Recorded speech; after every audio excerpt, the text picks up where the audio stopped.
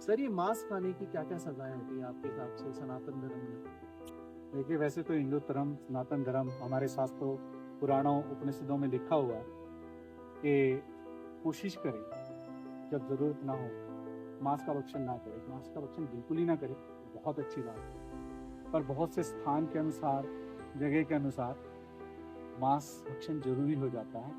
उसके कारण क्या होता है कि वहाँ की प्रकृति, एनवायरनमेंट, ये सारी चीज़ें मजबूर कर देती हैं कि मांस खाओ। जब तक आपको अन्न मिल रहा है, जब तक आपको कुछ खाने पीने के लिए अच्छी चीज़ें मिल रही हैं, आपको प्रकृति से प्रदत्त आपको फ्रूट, फल वगैरह मिलते हैं, तो वह श्रेष्ठ है। अब जो सजाओं के लिए मैंने जो अपने गुरुजनों से जाना है कि सजा कैसे मिलती है, जैसे हमारे में दिखाया जाता है गुरु पुराण में, क्या कोई पाप करता है तेल की कढ़ाई में डालते हैं, उबालते थे, रखते हैं, फिर भी वो मरते नहीं है।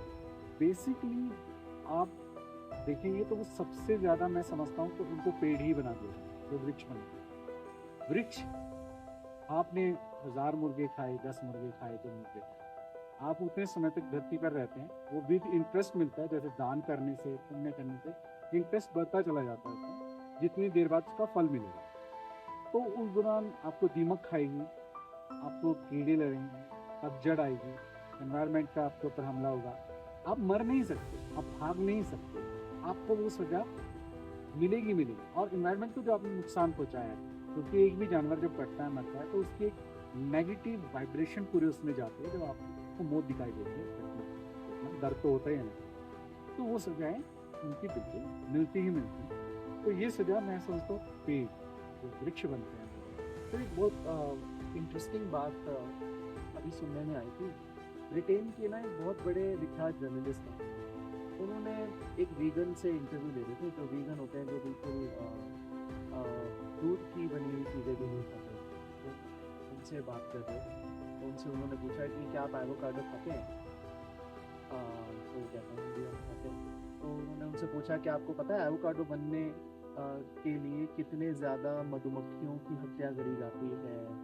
तो इतने जीवों को जब मारा जाए और उसके बाद एक एवोकाडो अ, बनता है और उसको फिर खिलाया जाता है, तो आपके हिसाब से जो वेजिटेरियन फूड है, ऐसा कितना वेजिटेरियन फूड है जिसको बनाने के लिए बहुत सारे जीवों को मारना पड़ता है, नहीं तो भाई वो आपका वो अनाज खा जाए या फल खा जाए। तो आपके हिसाब से वो जीव हत्या में कैसे काउंट नहीं होता, और चिकन खाना या मांस खाना ये जीव हत्या में कैसे काउंट होता है? देखिए, सेंसेस जो होती हैं वो पेड़ों में भी होती हैं, पर उसका 4 भागों में विभक्त है।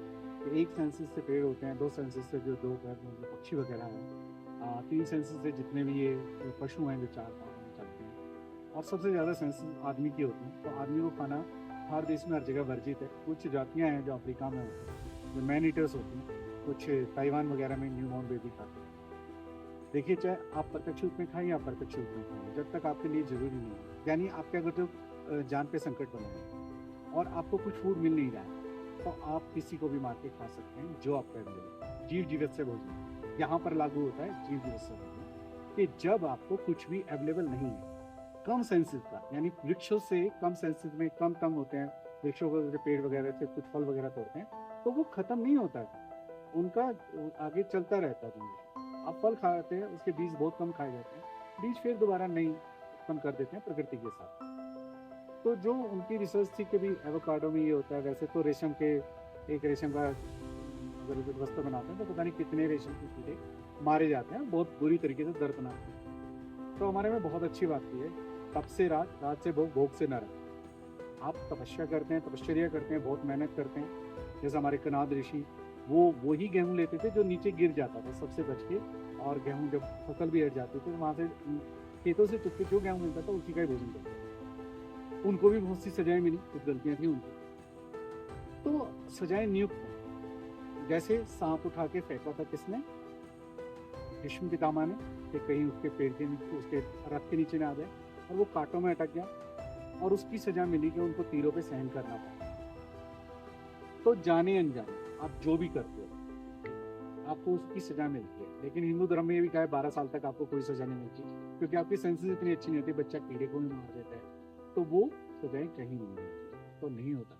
लेकिन 12 साल को जब आपको अकल आ जाती है, तो आपको ये देखना चाहिए किसी को ज़्यादा दर्द नहीं होना चाहिए आपकी वजह से, किसी को कोई तकलीफ नहीं होनी चाहिए, कोशिश अपनी तरफ से करनी चाहिए और गुरु की शरण में जाना चाहिए। गुरु की शरण में जाके आप जो ज्ञान लेते हैं, ज्ञान की अग्नि में सारे आपके पाप भस्मीभूत हो जाते हैं, क्योंकि पाप और पुण्य दोनों बेड़ियों की तरह होते हैं, दोनों ही सोपन की तरह होते हैं, दोनों ही मतलब वो एक आध्यात्मिक की अलग लाइन है। तो मैं कहना चाहूँगा जो आध्यात्मिक दुनिया में आगे चला गया तो पाप पुण्य से मुक्त हो जाता है, चाहे उसने कुछ भी किया हो। परंतु जो इस स्वप्न में रहता है और इस सपनों के जीता है अच्छे तरीके से, तो कष्ट को भोगने पड़ेंगे अगर जो आपने किसी भी व्यक्ति को, किसी भी जीव को कोई भी नुकसान हो। तो कोशिश करें अपनी तरफ से, भगवान से क्षमा मांग करें, उस वस्तु से क्षमा मांग करें। आप जड़ी बूटियों के लिए, पेड़ पौधों के लिए पास जाते हैं तो नियम ये है कि उनसे हाथ जोड़ के स्वास्थ्य के लिए आपको थोड़ा सा है, तो प्लीज़ हमें क्षमा कीजिए। तो आपके हिसाब से जो पाप है वो एक इंसान को तभी परेशान करता है जब वो इंसान उस पाप को मान ले कि उसने पाप किया।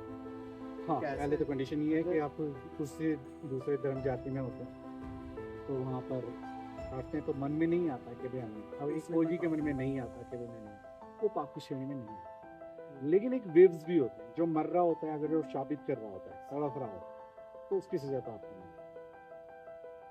आप प्रत्यक्ष और प्रत्यक्ष रूप में, क्योंकि देखो जो आपने मैंने थ्योरी देखी, हम अमेरिका के, मैं भूल रहा हूँ वैज्ञानिक का नाम, इन्होंने एक वेब की थ्योरी दी थी कि सारा संसार आपस में जुड़ा हुआ है। अल्बर्ट आइंस्टीन की एक थ्योरी थी कि सारा संसार आपस में जुड़ा है, सारा ब्रह्मांड जुड़ा है। यहाँ पे कुछ हरकत होती है तो करोड़ों किलोमीटर दूर जो तारा अभी नहीं है वहाँ पे भी कंपन होती है, कुछ ना कुछ प्रभाव पड़ता है। तो हम सब एक दूसरे से जुड़े हैं, हमारे साथ अंदर एक ही आत्मा है, तो हमारे को ये कोई अधिकार नहीं है कि किसी जीव को थोड़ा सा भी नुकसान हो।